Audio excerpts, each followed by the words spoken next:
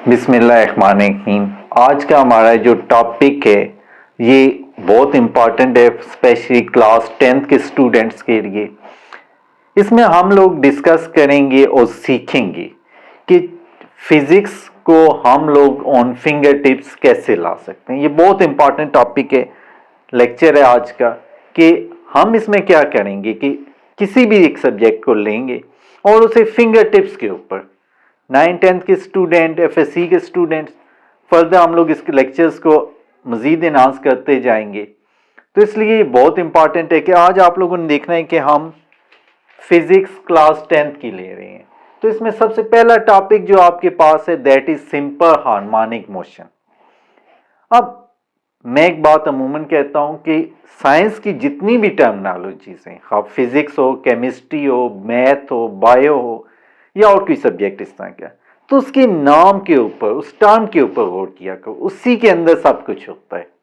That's mean simple, आम सी, सादा, harmonic. Harmonic word निकला है हार्मनी से। हार्मनी का मीन क्या होता है? एक जैसा। मोशन, जो मोशन है, हरकत है, आप इसको कह सकते हैं। तो ये क्या है? सिंपल, एक जैसी मोशन। दैट्स मीन एक ऐसी मोशन जो जिसको आप लोगों ने बहुत डिटेल में या उसकी नहीं जाना, सिर्फ आपने क्या करना है, उस मोशन को देखना है कि वो क्या करेगी। आफ्टर सम इंटरवल अपने आप को बार बार रिपीट करेगी और फिर आगे आगे हम उसकी डेफिनेशन देखेंगे क्या होती है। तो हम डेफिनेशन से अगर इसको देखें तो सिंपल हार्मोनिक मोशन एक ऐसी मोशन जिसमें बॉडी का एक्सेलरेशन डिस्प्लेसमेंट के डायरेक्टिव पोर्शन होता है, लेकिन उसकी डायरेक्शन क्या होती है? मीन पोजीशन की। तो इसको याद रखने के लिए सबसे आसान मैथमेटिकल फॉर्म, तो यहां पे देखें, a is directive portion to -x। यानी इसमें क्या होता है कि acceleration of the body is directive portion to the displacement and its direction is towards the mean position. मैं दोबारा इसको बता रहा हूं, अभी साथ साथ इसको रिपीट करते जाएं, आपको अभी याद हो जाएगा। So acceleration of the body is directive portion to the displacement and its direction towards the mean position. तो सिंपल हार्मोनिक मोशन क्या होती है? जो बार बार खुद को रिपीट करती है और उसमें बॉडी का एक्सेलरेशन हमेशा डिस्प्लेसमेंट के डायरेक्टिव पोर्शन होता है, लेकिन एक्सेलरेशन की डायरेक्शन, बॉडी की डायरेक्शन जिस जानिब मर्जी हो, वेलोसिटी की डायरेक्शन जिस जानिब मर्जी हो, लेकिन बॉडी की डायरेक्शन क्या होगी? एक्सेलरेशन की डायरेक्शन क्या होगी? वो हमेशा मीन पोजीशन की जानिब होगी। अच्छा, इस चीज को इलस्ट्रेट करने के आपके कोर्स में तीन केसेस, तीन एग्जांपल दी गई हैं। सबसे पहली एग्जांपल दी गई mass attach to a spring.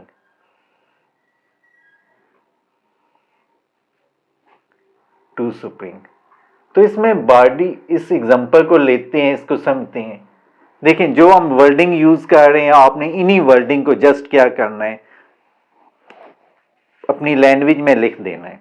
तो देखें, सबसे पहले हम लोग कंसिडर कर रहे हैं, कंसिडर मैस एम, एक एम मैस को कंसिडर किया, जो क्या है कि अटैच विद स्प्रिंग, जो स्प्रिंग के साथ बंधा हुआ है। स्प्रिंग का एक एंड जो है वो उस मैस के साथ बांध दिया गया है, जबकि दूसरे एंड को क्या कर दिया गया है? किसी फिक्स पॉइंट के साथ उसको अटैच कर दिया गया। अब क्या करते हैं, इसी में हम लोग क्या कर रहे हैं कि इसके ऊपर एक फोर्स लगा रहे हैं, इसी मैस को एक फोर्स के साथ हम लोग खींच रहे हैं। तो जब इसके ऊपर हम लोग फोर्स लगाते हैं तो इसकी डिस्प्लेसमेंट क्या हो जाता है? इजाफा हो जाता है। तो हम लोग ये कहते हैं कि इसके ऊपर हम लोगों ने एक फोर्स F लगाई, तो ये पहले इसकी जो मीन पोजीशन थी उसको O कह दिया गया। अब जब इसके ऊपर फोर्स लगाई जाती है तो ये क्या हो जाता है? O से किस जानब मूव कर जाता है? ये A की जानब। और O से A तक जो डिस्प्लेसमेंट है, इसको किसका नाम दे दिया गया? X का नाम दे दिया गया। तो अब यहां से देखें, हमारे पास एक बॉडी है जिसका मैस M है, जिसको एक स्प्रिंग के साथ बांधा गया है, जो एक फ्रिक्शनलेस सरफेस के ऊपर पड़ा हुआ है। जब हम इसके ऊपर फोर्स F लगाते हैं तो ये क्या करता है? O से डिस्प्लेस होके कहां पे आ जाता है? A के ऊपर। O से A जितना डिस्प्लेसमेंट दिया गया वो क्या है? X है। तो अब यहां पे हम क्या कहते हैं कि जो फोर्स है ये क्या होगी? X के डायरेक्टिव पोर्शन होगी। फोर्स बढ़ाते जाते हैं और डिस्प्लेसमेंट बढ़ता जाता है। सिंपल एग्जांपल कि आपके पास एक स्प्रिंग है, ज्यादा फोर्स से खींचोगे तो उसकी लेंथ में ज्यादा इजाफा होगा। फोर्स प्रोपोर्शन हटाते हैं तो दो चीजें इक्वल एंड कांस्टेंट, तो F इज इक्वल टू क्या हो जाएगा? KX आपके पास आ जाता है। के हमारे पास यहाँ पे डिस्क्राइब कर देते हैं एज अ सुप्रीम कांस्टेंट, यानी नाम से जाहिर है कि ये सुप्रीम का कांस्टेंट है। ये डिपेंड कर रहा है सुप्रीम के ऊपर, उसकी नेचर के ऊपर डिपेंड कर रहा है, ये वो किस मटीरियल का बना हुआ है उसके मटीरियल के ऊपर डिपेंड कर रहा है, उसकी हार्डनेस के ऊपर इसका ताल्लुक है। अब हम ये कहते हैं कि जब O से A पे गया है तो A से जब हम इसको लीव करते हैं तो ये क्या होता है, ये दोबारा A से O की जानब आएगा, लेकिन O पे रुकेगा नहीं, बल्कि ये कहां पे चला जाएगा, एट पॉइंट B के ऊपर, यानी इस पॉइंट की तरफ आ जाता है। तो बॉडी क्या करती है, O से A से वापस B और B से O तक, यानी बॉडी मूव करना शुरू कर देती है अगर तमाम कंडीशन आइडिया हो। तो हम यहाँ पे कहते हैं कि क्योंकि अब जब हमने इसे O से A तक लेके गए हैं तो इसको यहाँ से लीव किया है, तो क्या होगी, बॉडी A से दोबारा क्या करेगी, O की जानब जाएगी। तो यहाँ पे देखें कौन सी फोर्स इसको वापस लेके गई है, that is called restoring force. कौन सी फोर्स इसको वापस लेके गई है, उसको हम लोग क्या नाम दे देते हैं, वो रिस्टोरिंग फोर्स का नाम दे देते हैं। तो अब रिस्टोरिंग फोर्स इसको वापस लेके गई है तो उसको हम लोग क्या कह देते हैं, एफ प्राइम से अगर मैं जाहिर कर दूं तो वो किसकी इक्वल होगी, माइनस के एक्स। यहां पे ये बात देखें कि ये फोर्स इस फोर्स के रिएक्शनल फोर्स है, यानी कि मैग्नीट्यूड तो इक्वल है लेकिन डायरेक्शन क्या है, इसकी ऑपोजिट है। तो जैसे आपने Newton third law of motion पर, अब हम सेकंड लॉ ऑफ न्यूटन क्या कहते हैं, वो किसकी इक्वल होता है, F is equal to M A. तो अब ये दोनों फोर्सेस हैं तो इन दोनों को आपस में इक्वल कर देते हैं, तो क्या हो जाता है, इसको 1 कह दो, इसे 2, तो बाय 1 एंड 2 माइनस के एक्स इज इक्वल टू क्या आ जाता है आपके पास, एम ए। तो यहां से आप ए को अलग करते हैं तो एम मल्टीप्लाई होते जाके क्या हो जाएगा, माइनस के बाय एम इंटू एक्स, या साइड में चेंज कर लेता हूं आपकी आसानी के, तो माइनस के बाय एम इंटू एक्स। अब यहां पे देखें के भी कांस्टेंट है, सुप्रीम कांस्टेंट, और मैस भी उसका क्या होगा, कांस्टेंट रहेगा। तो a is equal to minus constant into x. तो इक्वल कांस्टेंट को हटाएंगे तो क्या लगा सकते हैं, प्रोपोर्शन। तो ए किसकी इक्वल आ जाएगा, ए प्रोपोर्शन टू माइनस एक्स। तो यही इक्वेशन दोबारा से प्रूव होगी। दैट्स मीन कोई भी बॉडी जो mass attach to a spring है, ठीक है, कोई भी बॉडी जो स्प्रिंग के साथ अटैच है उसको वो हमेशा कौन सी मोशन कर रही है, सिंपल हार्मोनिक मोशन। इसमें एनर्जी के हवाले से अगर थोड़ा सा देखा जाए तो एनर्जी के हवाले से क्या कहते हैं हम लोग के, पॉइंट ओ के ऊपर क्योंकि यहां से देखें, यहां पे उसकी वेलोसिटी क्या है आपके पास, यहां से देखिएगा वेलोसिटी यहां पे मैक्सिमम है और उसकी पोटेंशियल एनर्जी क्या है आपके पास, वो जीरो है। क्योंकि स्प्रिंग अपनी असली हालत में है तो लिहाजा यहां पे क्या होगा कि उसकी पोटेंशियल एनर्जी क्या हो जाएगी, जीरो हो जाएगी। जब हम O से A की जाने मूव कर रहे हैं तो अब क्या हो गया, पोटेंशियल एनर्जी बढ़ती जा रही है और काइनेटिक एनर्जी क्या हो रही है, वो देखिएगा वो क्या हो रही है, काइनेटिक एनर्जी कम हो रही है। यहाँ पे उसकी वेलोसिटी क्या हो जाती है, जीरो हो जाती है।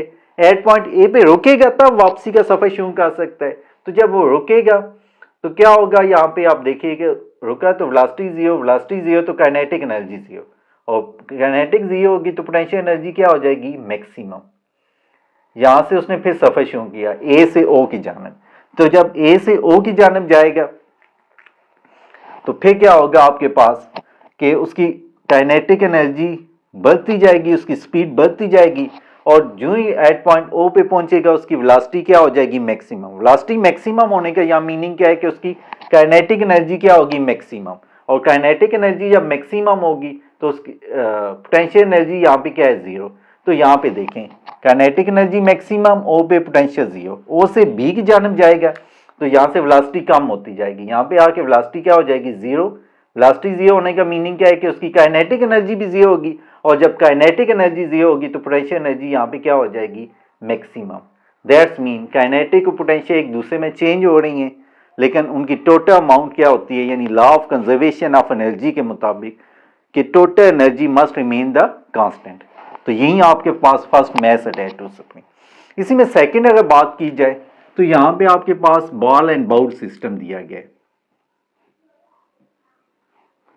बॉल एंड बाउल सिस्टम को अगर आप लोग देखते हो तो वो क्या है कि आपके पास एक इस तरह का बाउल है जिसके अंदर आपके पास एक बॉल है। इस बॉल को यहाँ से इस पॉइंट के ऊपर ले जाए, यानी ये O है, ये A होगा और ये क्या होगा आपके पास B होगा। तो A से इसको लीव करते हैं तो क्या होगा, A से वापस O की जानब आएगा, O पे रुकेगा नहीं बल्कि किस जानब मूव करना शुरू कर देगा, B की जानब। तो क्या करेगा, B से फिर वापस A की जानब, A और B के दरमियान वो अपनी मोशन क्या करेगा, जारी रखेगा। अब इसको देखिए, बहुत आसान कर कि O के से जब A पे गया, A से आप जो लीव किया तो क्या होगा, A पे जब आपने पकड़ा हुआ है तो सारी की सारी एनर्जी उसकी क्या है, पोटेंशियल एनर्जी के फॉर्म में। तो A पे क्या है, सारी एनर्जी किस फॉर्म में आपके पास आ जाती है, पोटेंशियल एनर्जी। तो यहाँ पे पोटेंशियल एनर्जी क्या होगी, मैक्सिमम। लेकिन A पे पकड़ा हुआ है, वेलोसिटी 0 है, तो वेलोसिटी 0 होने की वजह से यहाँ पे काइनेटिक एनर्जी क्या हो जाएगी, आपके पास 0 हो जाएगी। तो जब काइनेटिक एनर्जी यहाँ पे 0 है A के ऊपर और पोटेंशियल एनर्जी क्या है, मैक्सिमम, जो ही यहाँ से आप लीव करेंगे ये A से O की जानब आएगा, पोटेंशियल एनर्जी किस चीज में चेंज होती जाएगी, काइनेटिक एनर्जी में। उसकी वेलोसिटी आस्ता आस्ता बढ़ती जाएगी, एट पॉइंट O के ऊपर उसकी वेलोसिटी क्या हो जाती है, मैक्सिमम। वेलोसिटी मैक्सिमम होने का क्या मीनिंग है कि उसकी काइनेटिक एनर्जी क्या हो जाएगी, मैक्सिमम। और क्योंकि यहाँ पे वो सबसे लोअर पोजीशन के ऊपर है तो उसकी पोटेंशियल एनर्जी क्या हो जाती है, वो मिनिमम हो जाती है। O से B की जान में जाएगा तो अब क्या होगा, वेलोसिटी कम होना शुरू हो जाएगी। वेलोसिटी कम होते होते B पॉइंट पे जाके वो रुकेगा, तब वापसी का सफर स्टार्ट कर सकता है। तो B के ऊपर उसकी वेलोसिटी क्या हो जाएगी, 0। वेलोसिटी 0 होने का क्या मीनिंग, काइनेटिक एनर्जी 0। और क्योंकि हाइट मैक्सिमम है तो पोटेंशियल एनर्जी क्या हो जाएगी, मैक्सिमम। तो जस्ट इस सारे फिनोमेना को आपने इसमें वर्डिंग में लिखना है और कुछ भी नहीं। थर्ड इसमें जो टॉपिक दिया गया है सिंपल पेंडुलम का,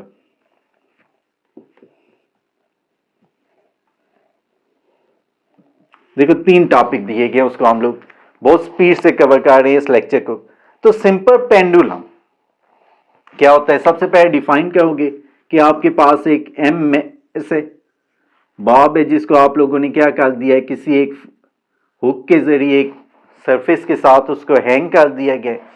जिस मुकाम के ऊपर उसको ओ कह देते हैं, ओ से आप लोगों ने क्या करना है, इसको ए के ऊपर लेके जाना है और वहां से इसको क्या कर देना है, लीव कर देना है। तो ए से वापस क्या करेगा, वो ओ की जानब आएगा। अब पहले ए के ऊपर हम लोग बात करते हैं। तो ए के ऊपर क्या होता है कि ए के ऊपर आपके पास देखिएगा, यहाँ पे पकड़ा हुआ है, यहाँ पे रुकेगा, वेलोसिटी 0। वेलोसिटी 0 होने का मीनिंग क्या है कि काइनेटिक एनर्जी क्या हो जाएगी, 0 हो जाएगी। काइनेटिक एनर्जी 0 है तो यहाँ पे हाइट मैक्सिमम है तो पोटेंशियल एनर्जी क्या हो जाएगी, इसकी यहाँ पे मैक्सिमम हो जाएगी। ए से वापस ओ की जानब आएगा तो यहाँ पे क्या होता जाएगा, इसकी वेलोसिटी बढ़ती जाएगी। ओ के ऊपर आगे इसकी वेलोसिटी क्या हो जाती है, मैक्सिमम। वेलोसिटी मैक्सिमम है तो दैट्स मीन उसकी काइनेटिक एनर्जी क्या हो जाएगी, मैक्सिमम हो जाएगी। और यहाँ पे देखें, क्योंकि यहाँ पे अपनी इनिशियल स्टेज के ऊपर है, यहाँ पे हाइट सबसे कम है तो पोटेंशियल एनर्जी भी क्या हो जाएगी, यहाँ पे मिनिमम। यहाँ से वापस क्या करेगा, दोबारा ये बी की जानब जाना शुरू करेगा। बी के ऊपर पहुंच गए, इसने फिर दोबारा से रुकना है तो वेलोसिटी 0। वेलोसिटी 0 होने का मीनिंग क्या है, काइनेटिक एनर्जी 0, क्योंकि हाइट मैक्सिमम है तो पोटेंशियल एनर्जी क्या हो जाएगी, मैक्सिमम। तो यहाँ पे इसी चीज को डिस्कस किया गया है।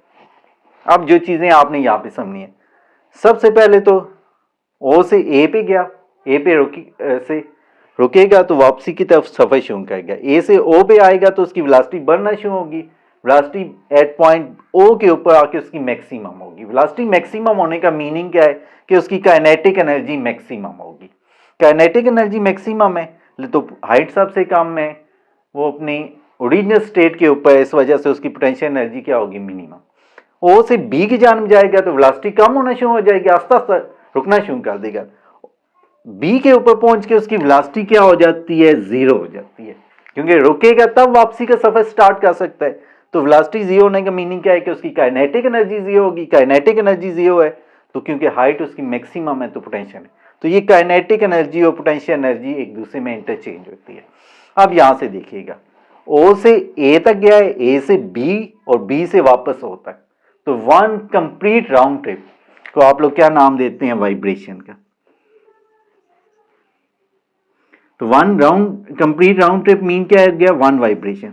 तो वाइब्रेशन की क्या डेफिनेशन आपके पास होगी, one complete round trip of a simple pendulum of a moving body is called one vibration. दूसरी चीज में आ गई टाइम पीरियड। तो एक वाइब्रेशन मुकम्मल करने के टाइम को हम लोग क्या कहते हैं? Time period. टाइम पीरियड कितना टाइम लेगा? तो the time taken to complete one vibration, the time taken to complete one round trip, one cycle is called is time period, capital T से। और सिंपल पेंडुलम के अगर time period की बात करें तो वो क्या होता है? 2 पाई एल अवर जी।